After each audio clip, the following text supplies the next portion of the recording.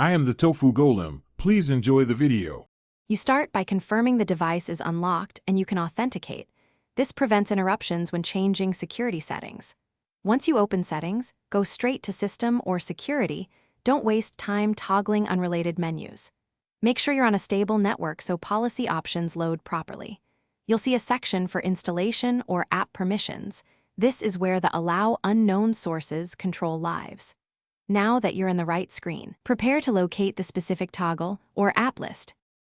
Once you reach the Security or Apps page, scroll to Install Unknown Apps or a similar label.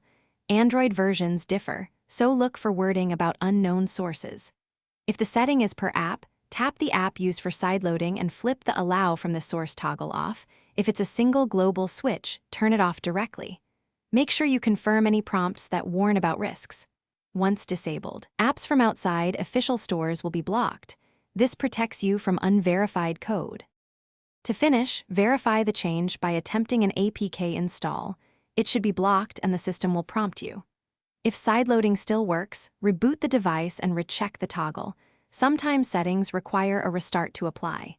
If the option reverts or is grayed out, confirm whether a device policy, MDM profile, or parental control is enforcing the state, because those override local changes.